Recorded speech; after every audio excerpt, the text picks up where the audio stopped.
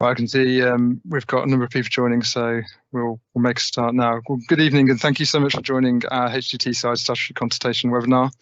My name's John. I'm part of the H2Teesside project team, and I'll be hosting this call. So the purpose of this session is to give you an overview of our plans for H2Teesside, the statutory consultation process, and the next steps as we head towards making an application for development.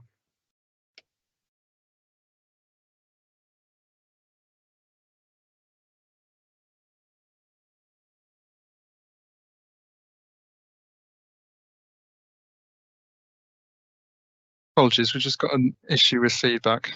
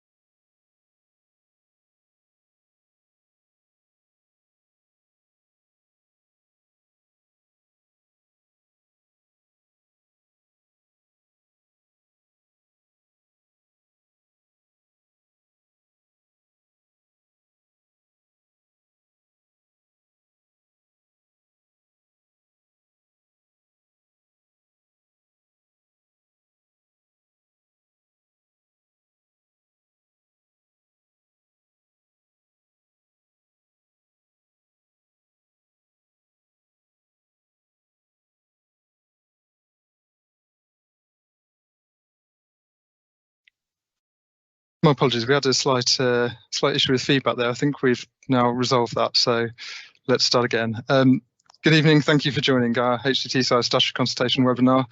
My name's John, I'm part of the H2Teesside project team, and I'll be hosting this call.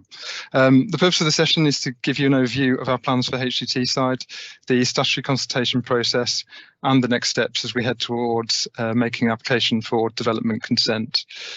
My colleagues, Will Harrison-Cripps and Steve Makin are going to present, and then we've left a good chunk of time at the end to allow you to ask any questions that you may have, and we'll do our best to answer them. A really key part of this consultation is getting your views on our proposals. So after the webinar, please do ensure you fill in the consultation response form. That's available online, but a hard copy of the form can also be picked up at our in-person events, or we're more than happy to post one out to you if you get in touch with us. It's really important that you provide your feedback in writing because we can then consider it as we finalise our proposals and prepare our application for development consent. So just before we start, some quick housekeeping. You'll notice that cameras and microphones are turned off for participants. That's just because we've got quite a few people attending this evening, and so it just ensures the webinar can run smoothly and hopefully without any further technology issues. A big part of tonight is giving you an opportunity to ask questions, so please do type questions in the chat during the presentation. There's no need to wait until the end. The questions will go through to our team who are running the session. We'll collate them and then I'll put them to presenters at the end of the presentation. We want you to feel you're in a safe and anonymous space, so any questions you ask via the chat will come to the project team, but won't be visible to other webinar attendees. We also won't read out any names or anything that could identify you from your question.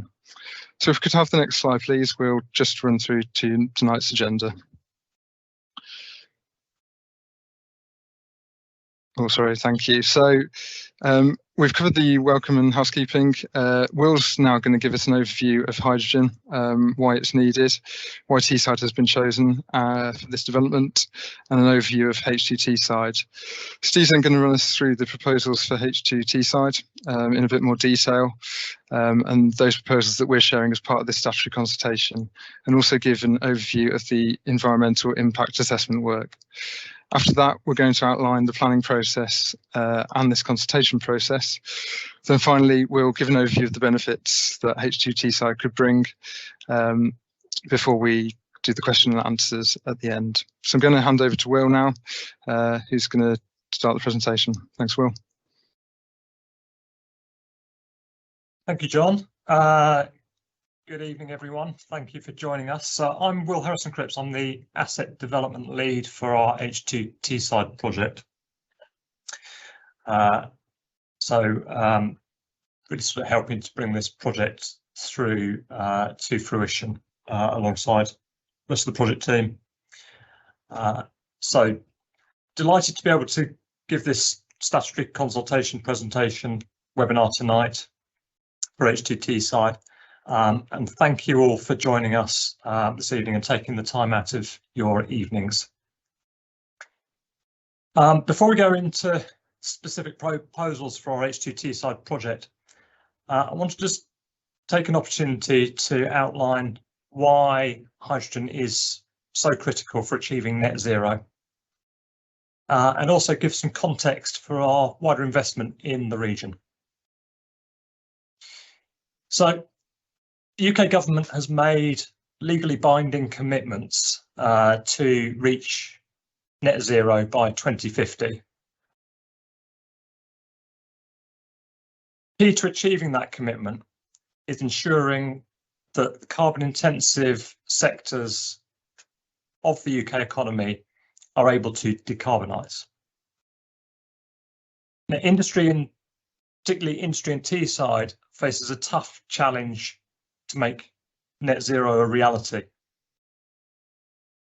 Teesside's industry accounts for 64% of the total CO2 emissions in the region, compared with 24% from industry nationally.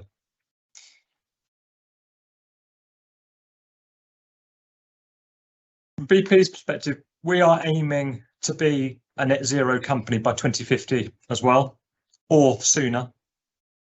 And in support of that, we are determined to advance the hydrogen industry across the UK, across Europe, Australia and the US.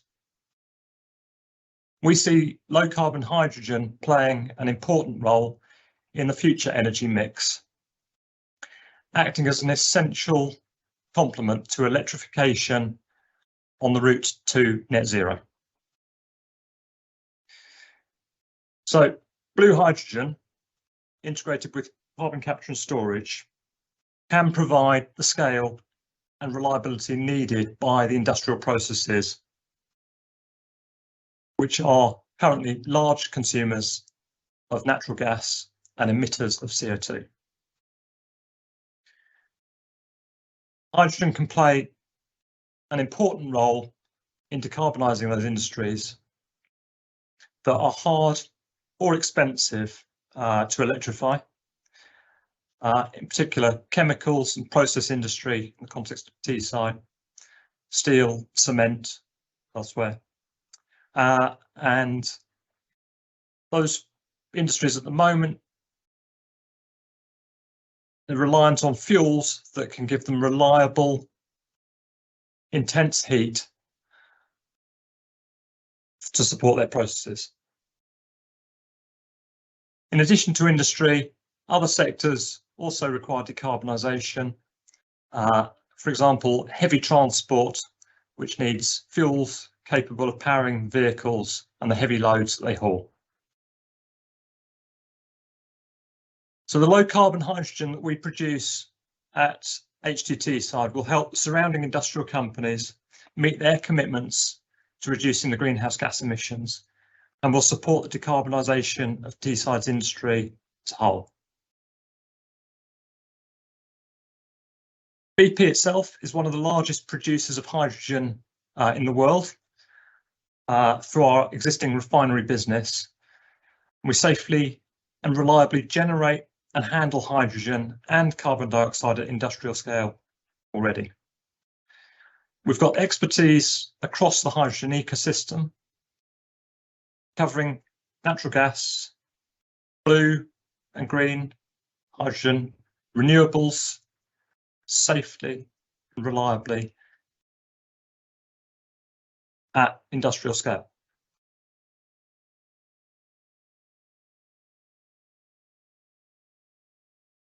So if we move on to look specifically at Teesside, we believe in Teesside and all of the attributes that it's got. It's a world-class region with potential to be a world-class clean hydrogen hub. It's got the right natural resources. It's got a concentrated industrial demand. It's got the right resources for hydrogen storage and pipelines. And it's got ample access to carbon capture, utilisation and storage. And most importantly, it's got people with the skills that are needed for a project like this. And that's why we are bringing H2Teesside, along with our other investments, to the area. So as operator of Northern Endurance Partnership, we're helping to build the infrastructure needed to safely capture, transport and store the CO2 offshore from a range of power, hydrogen and industrial processes in the Teesside and Humber region. We're lead operators for the NZT Power project, which will be the world's first commercial scale gas-fired power plant with carbon capture technology. And that will be capable of capturing up to 2 million tonnes of CO2 a year. And that will produce 860 megawatts of power. So that's enough power for up to 1.3 million homes or thereabouts. So that's a lot of power. And as you may already be familiar from our recent consultation, we're also developing a high green Teesside project. So that's our green hydrogen project in Teesside. So these projects, along with other proposed projects in the area, can help Teesside become the UK's leading hydrogen hub.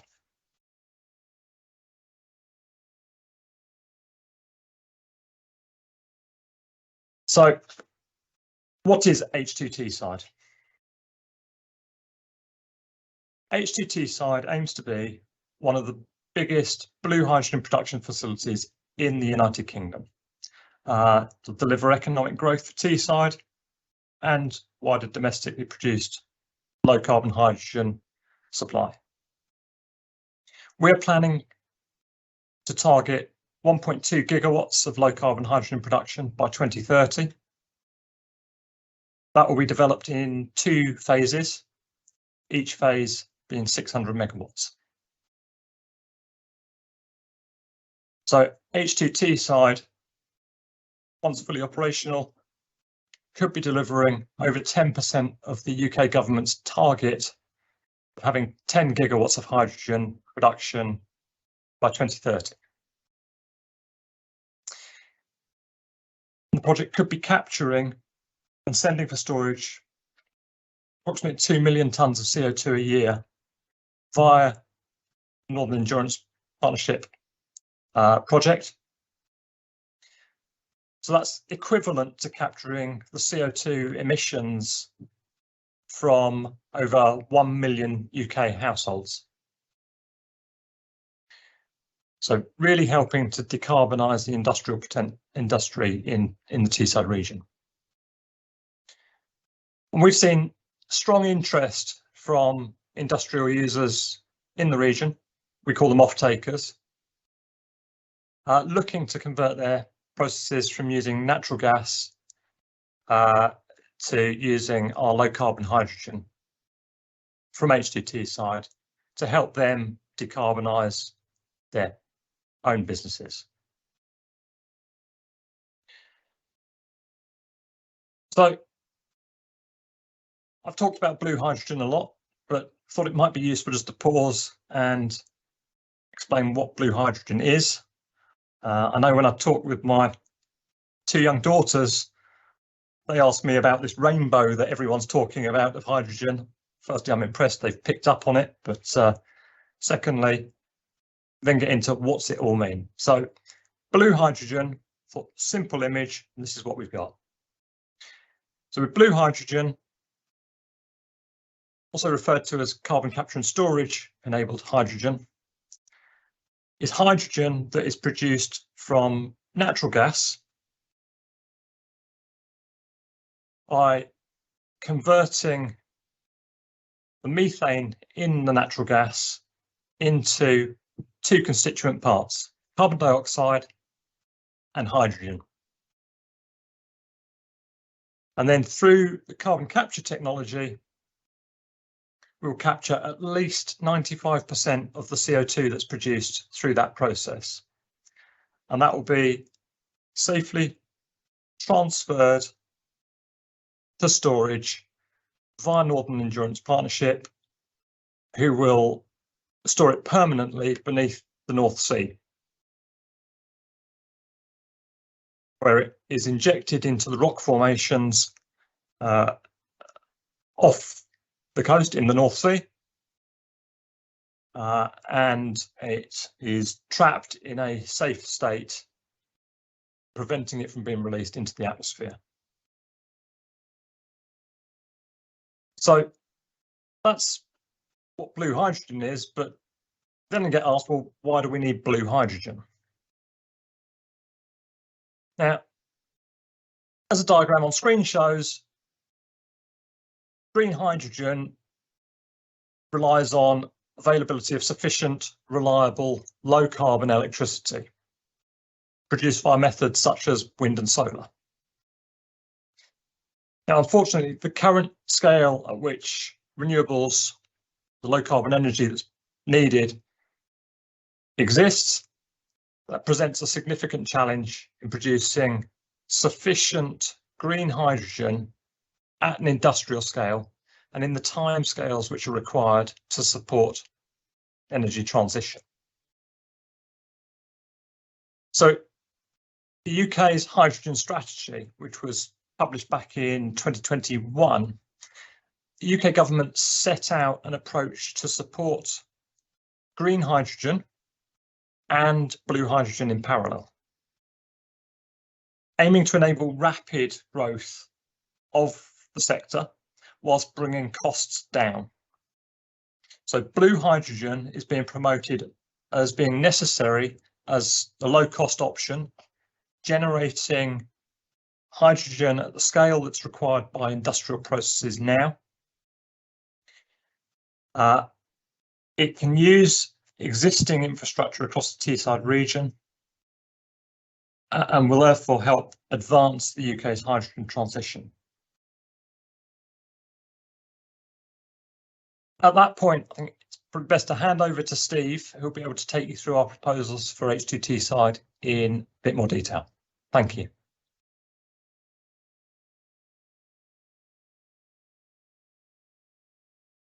Okay, thanks very much, Will. Hello, everybody. Good to be here. My name's Steve Macon. I'm the project general manager that runs the Teesside project. I'm going to take you through a little bit of what the H2Teesside project is and what it looks like. So on the screen, I think you can see a number of sketches and drawings. First of all, I'd just like to say H2Teesside as a project consists of two primary elements. One is the onshore plant that makes the hydrogen and takes out the CO2. And the other element of the project is the hydrogen distribution pipeline that takes the hydrogen from the plant and puts it to all the users around Teesside. You can see on the slide, on the right-hand side of the slide, in the middle, there is a small picture showing the hydrogen plant. What we can see there is that's an aerial view of the Teesside area, in Redcar Teesworks plant, where we used to have the old foundry. And what you can see is that there's a number of different colours in that picture. In the orange, you can see there's what we call the NZT and NEP. That's the power plant and the carbon capture plant that we'll just talk to. You can see in the light green, this is what we call the high green project. And then in the light blue, the larger area in the light blue, this is what we call the H2Teesside project. And this is the project we're here to discuss today. So again, they're all going to be situated ideally adjacent to each other on the Teesworks plant. And the H2Teesside project is primarily split into two phases. The first phase, which will start in 2025, is a 600 megawatt equivalent plant. And then there's the second phase that we believe would start construction in 2028. And again, they would produce hydrogen and distribute that around the Teesside area. If you look at, there's an arrow coming out of that blue area onto the left-hand side. What this shows you is a bit of what we call a plot plan. This plot plan gives you an idea of the layout of the plant and all the complexities involved in the layout of the plant. What you can see is the plant is made up of a number of small modules, a number of small bits that come together.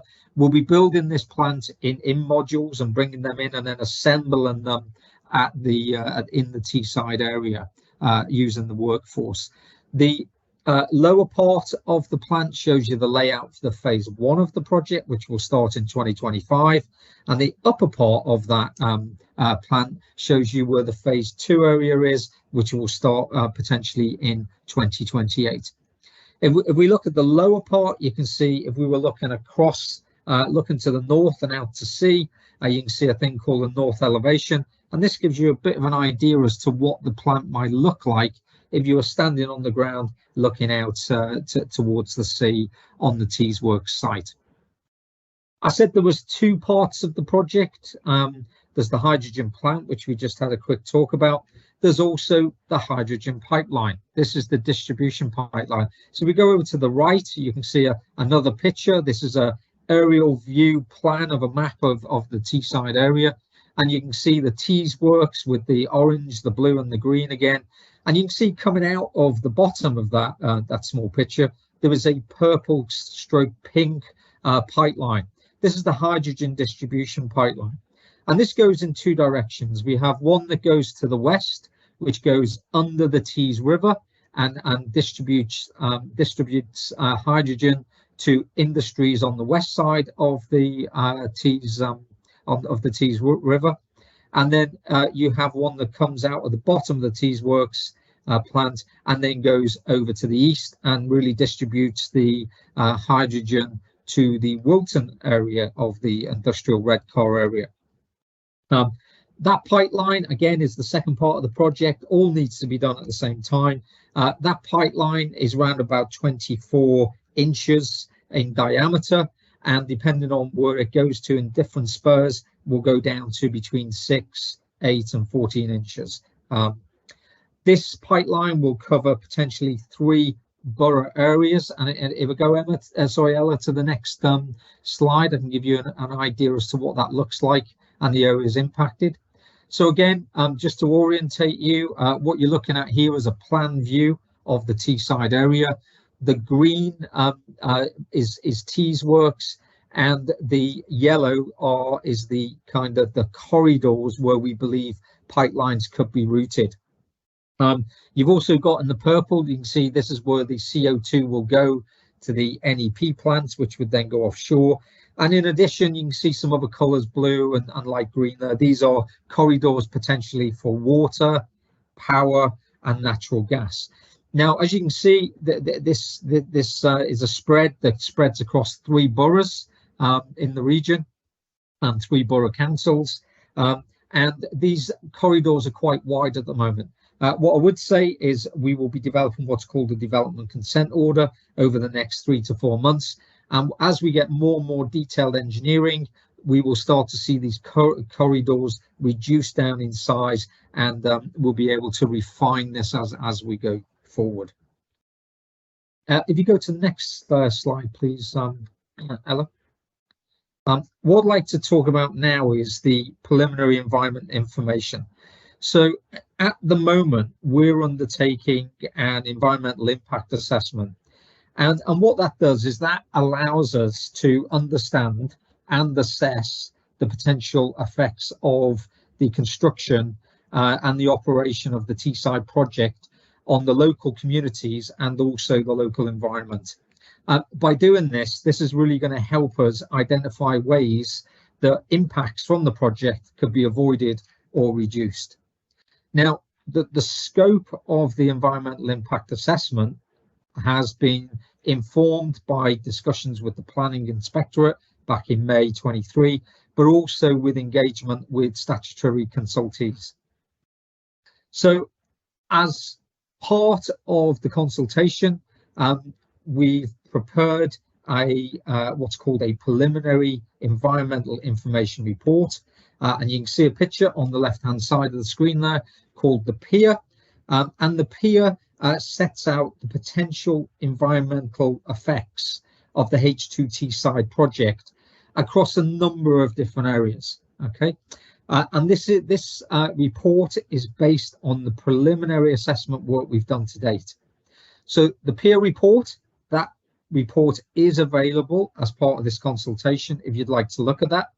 It's quite complex, so there is fortunately a non-technical summary also, which is shorter and presents a more accessible version of the PIA. And again, this is available online for anyone to look at and comment on. If we go to the next slide, please, Ella.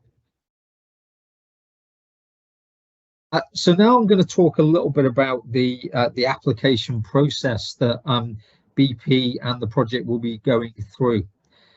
So first of all, this project has been the Secretary of State for Energy Security and Net Zero has directed that this H2Teesside is firstly a project of national significance, and in being so, we need to consent this through a planning consent process called the Development Consent Order, which I'll refer to as the DCO.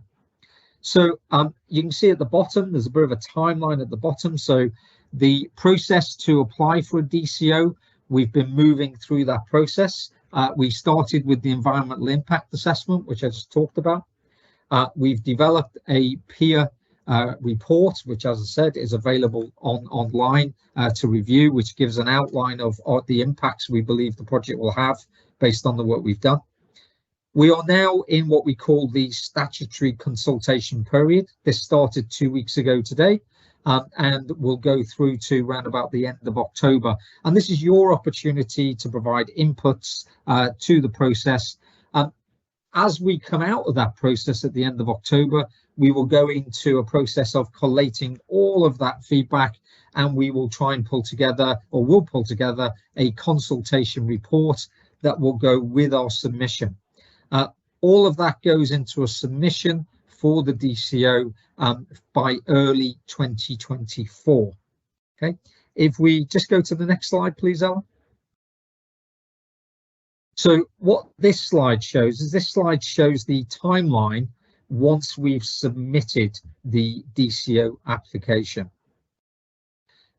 So we submit our application. When we submit the application in early 2024, the planning inspectorate will review it and determine whether it meets the requirements to be acceptable for examination or not. And what they'll be looking at is have we done sufficient consultation? Is the quality of the submission sufficient? If that is sufficient, and if it is, and it's accepted, then one or more planning inspectors, known as the examining authorities, will then be appointed to examine the application in detail. And it's at this point that anybody on the call, or anyone in the public sector, anyone with an interest in the application, can register to take part in the process, or make representations in writing or at a hearing. Host local authorities, as I said, Redcar, Hartlepool, Stockton, have played a key part in the process and will continue to play a key part, and will be consulted and will be during the examination phases. As you can see, if we get acceptance around about middle of the year, we start going through an examination period, and towards the end of the year, early 2025, our expectation is the planning inspectorate will conclude the examination period with inputs, and they will this will then be referred to the Secretary of State. The Secretary of State will then announce the decision as to whether to grant the development consent order for H2Teesside. If that is consented, then round about the middle of 2025, the project would pass its final business case and potentially then move into construction. The construction period will last round about 3 years, from the middle of from the second half of 2025 through to commissioning and construction, commissioning and startup around about the second half of 2028. And I'd just like to stop there and then hand back to Will, if I can, please. Thank you. Thank you, Steve. So I want to give you a bit of a sort of overview of where we've got to in the consultation. So we launched our statutory consultation for the project back on the 14th of September, and it's going to run through until the 26th of October. So this process is known as statutory consultation, as there are certain requirements we have to fulfil under the Planning Act 2008. And once our consultation closes in October, so on the 26th, we'll be reviewing all of the consultation responses that we've received, and we will be preparing a consultation report showing how we have considered the feedback that we've received and any changes that we've made to our proposed development as a result. And that consultation report will be submitted as part of our DCO application. So in short, we want you to get involved in the development of our project. There's various ways that you can get involved. These are set out on the next slide. If we could move on to that, Ella, thank you. So online on our website, h2teesside.co.uk, you can access a virtual exhibition which has got all of the consultation documents available. We've also arranged for the consultation documents to be available on publicly accessible computers at 3 locations in the Teesside area. To date, we've held 3 in-person consultation events, and we've got a further 3 in-person events coming up where you can come and meet with members of our project team, and you can view the consultation materials and ask any questions that you've got.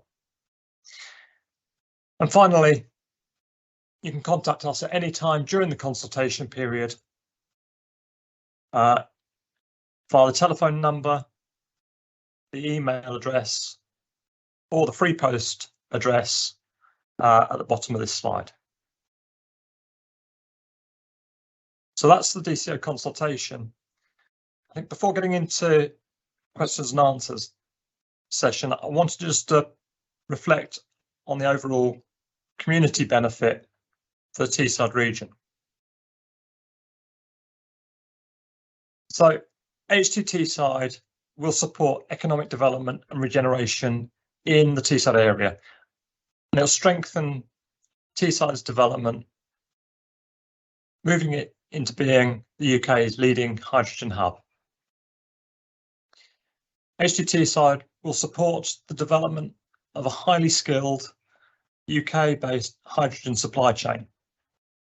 It will help safeguard jobs in existing local industries by helping Teesside to decarbonise its industry and attract new businesses into the region. During the construction phase, H2Teesside will support approximately 1,300 jobs, and it will support up to 130 permanent jobs once both phases of the project are operational. Or locally, it will assist with the overall regeneration of the former steelworks site in Redcar.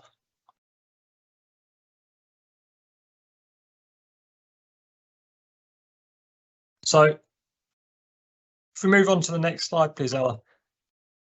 I want to just sort of reflect and highlight some of the work that we're doing to support the local community,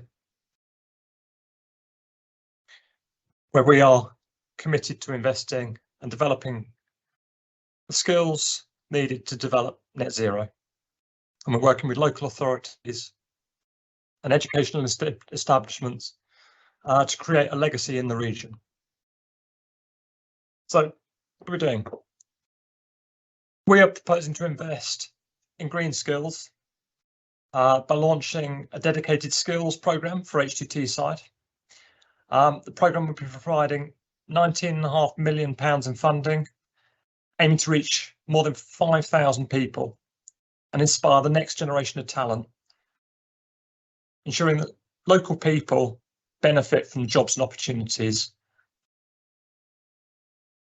through the development of the project and the opportunities for knowledge sharing and innovation.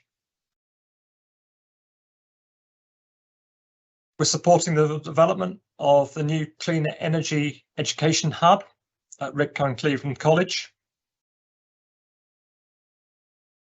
And we're supporting Redcar and Cleveland College with the Clean Energy Technician Scholarship Programme, which will offer 20 school leavers the chance to earn whilst they learn on our bespoke 2-year engineering programme.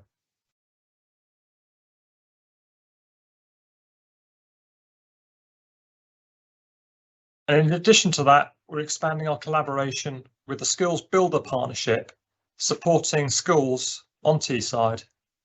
And that programme is bringing together educators, employers, and skills building organisations around a shared approach to building the essential skills for success.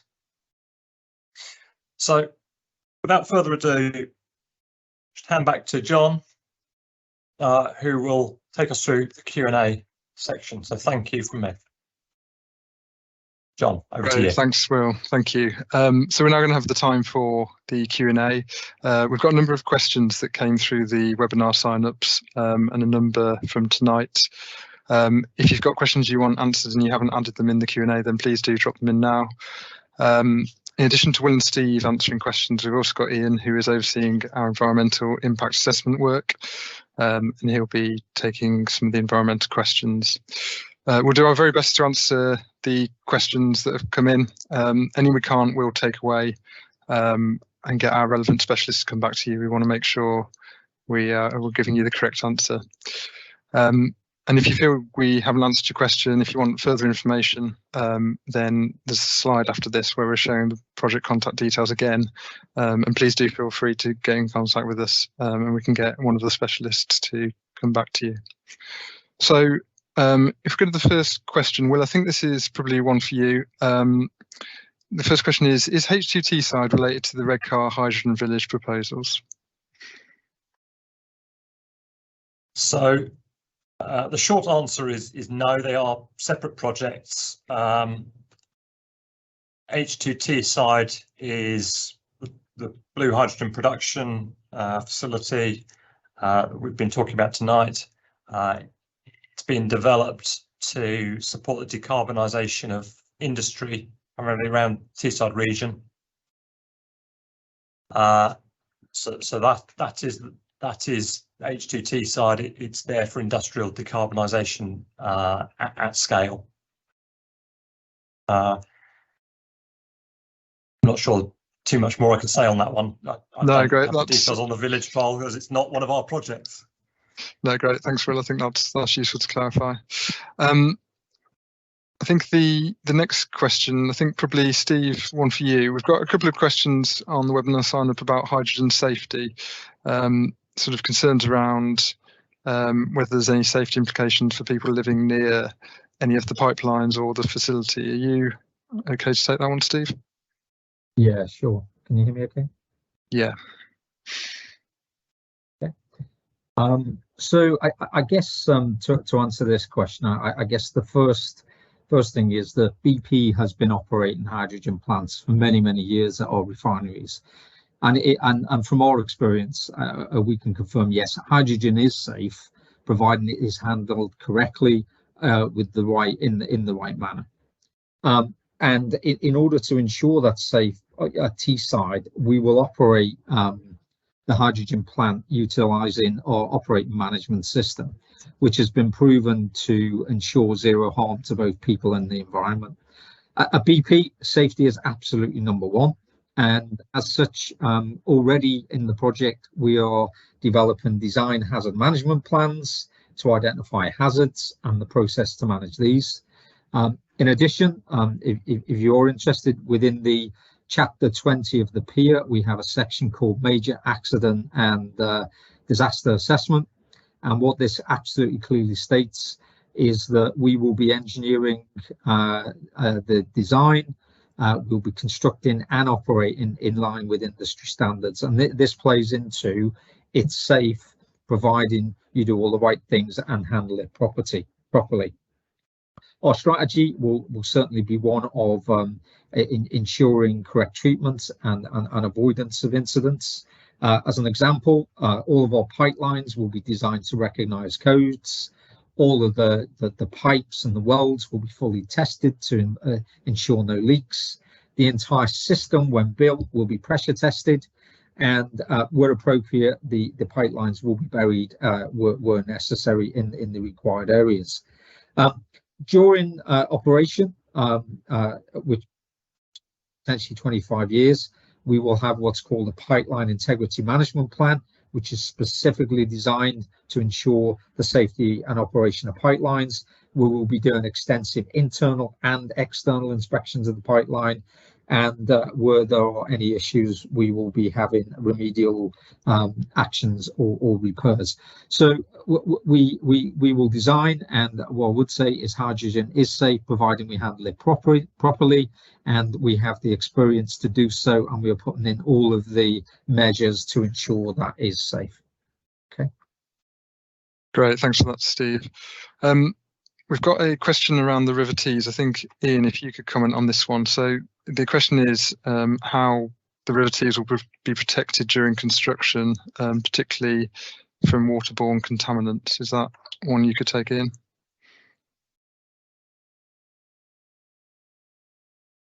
Fine, that's fine, John.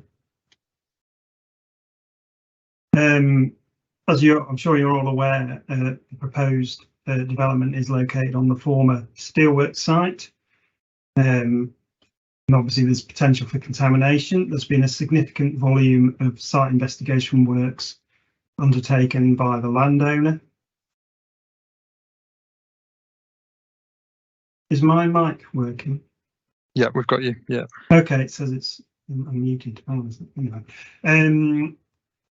And the data that was being collected by the landowner is being supplemented by further site investigation collected as part of this project. Once the data from that site investigation is available and combined with the previous site investigation, we will have a look at what the groundwater flow direction is. Does it flow towards the Tees? And the potential presence of contaminants in both soils and groundwater. If there is a potential risk of contaminated groundwater getting into the Tees during either the development work by the landowner or BP's subsequent construction or operation, a detailed assessment will be undertaken and the requirement for any remediation or mitigation will be assessed. This will be done in consultation with the regulators, which in this case would be the Environment Agency. Great, thank you. That does, yeah, that's great. I think the next question, probably one for you, Steve. So a concern around the storage of the CO2, and does that store up legacy issues in the future? Yeah, okay. Can you hear me fine? Yeah, we've got you. Okay. So I think just to answer this one, I guess it's worth understanding the process here. I guess the key thing about CO2 sites, carbon capture and storage. Carbon capture and storage is kind of a proven technology and has been used safely around the world for many years. We've been capturing and storing CO2 for near on, we believe, around about 45 years. Okay, and the process we'll be using here is we'll be capturing the CO2 from pipelines which are distributed from the area. That will be coming into the NEP project. The NEP project will then be compressing that that CO2 gas and sending it along a pipeline which is 145 kilometers along the seabed into what we call the Endurance saline aquifer, which basically is a imagine we will be injecting the gas around about 1,200 meters below the seabed into what is kind of a sandstone which is saturated by salty water. And as the gas goes in, it will displace the salty water. And as it displaces the salty water, the gas then tends to rise up. Now, the big question is, why doesn't it rise up and come out of the seabed? But that's principally because there is what we call, it forms what's called an anticline zone. And what that means is that the CO2 rises, and it rises and it hits a structure.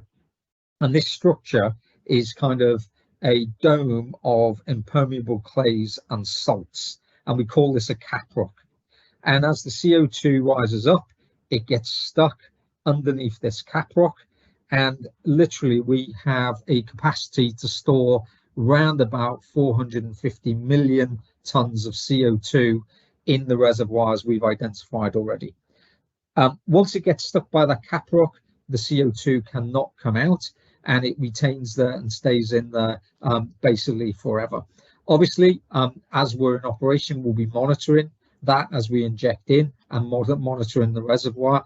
But principally, we don't believe that has any issues for legacy, and is basically the reverse of a gas field, where we take gas out, we're actually putting gas back in, and that stays captured basically forever.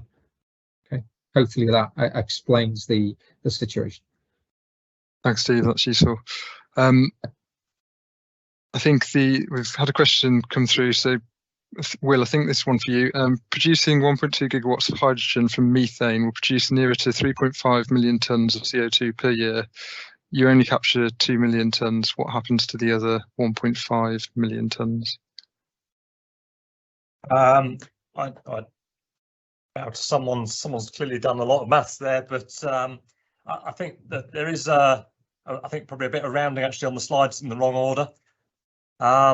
So each phase of our project, or the combined project, actually will create capture nearer to 3 million tons per year. Apologies for that typo on the slide and probably my script earlier. Each phase is generally, when we're talking, we're rounding down, but it's about 1.4 million tons of CO2 capture for each of the two phases. So about 2.8 million tons, subject to the design detail being finalised and worked through. And we're trying to capture as much of that CO2 as we can. At least 95% of the CO2 will be captured. That is a requirement of the business model. We want to capture that CO2 and make sure it is safely stored. Hopefully that clarifies the question. Thank you, Will. Yeah, that's great. There's one or two questions that we're going to take away, just because there's a couple of technical bits that are being requested around efficiency of blue hydrogen, the percentage of input energy. So we want to make sure we get the right specialist to answer on that. We've got the details for your contacts. We will come back on that. Steve, there was a follow-up question on safety, just around how you would examine pipelines when they're below ground. Are you able to just come back on that one? Yes, of course. So we will have a capability to do internal inspection, and the way in which we do that is we have what's called an intelligent pig. And what we will be able to do is we would be able to potentially launch and receive pigs from one end of a pipeline to another.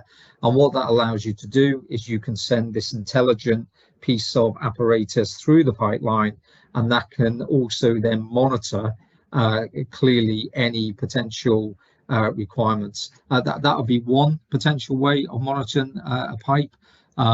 that is possible, as an example, internally in doing underground. Is that great? Yeah, that's useful. Thank you, Steve. We'll give it 1 or 2 more minutes, just if anyone's got anything else.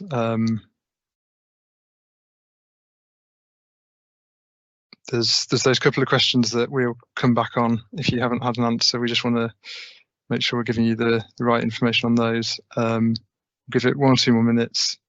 Ella, if you could just go to the next slide, just for anyone who wants to get in contact with the project, we'd love to hear from you. If you don't feel we've answered your question, or if you think of another question after tonight, so there's the free phone number. You can call that and leave us a message, and we'll get the relevant specialist to give you a call back.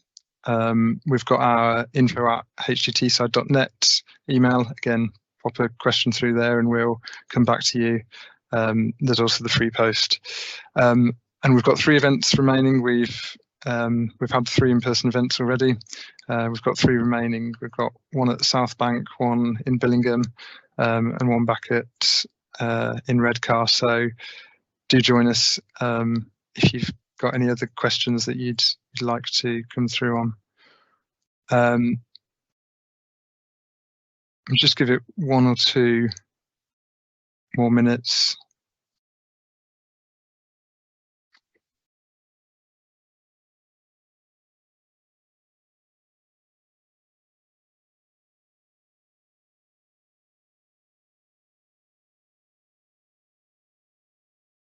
We have got just 1 more question come through. So that is, will pipes going across the Tees require digging trenches across the river? Ian, is that one for you? Or Steve? Sorry. I can probably answer that one. Yeah. John. Yeah. So no, pipelines going across the Tees or the Grantham Creek, where we've identified areas of sensitivity. What we've identified in those areas of sensitivity, we have different methods where we can actually what we call horizontal drill, micro bore, and what that means is we don't have to in any way dam or evacuate water, do trenches, which massively minimizes the implications. So this would be either a horizontal drill where it's kind of you drill in under, and therefore you massively minimize the impact to sensitive areas. And that would be our proposal, and that's our plan. We also do this under other areas like going under railways, motorways, roads, etc., to minimize disruption as well. Great, thank you, Steve. We haven't had any further questions, so I think if no other questions come in the next few seconds, we'll draw to a close. Just to say thank you so much for joining us this evening. We hope you found it useful, and just to remind you that there are those ways you can contact us throughout the rest of the consultation, and we'd love to see you at one of the 3 remaining events. So thanks very much for joining us tonight. I'm grateful for it, and have a good evening. Thank you.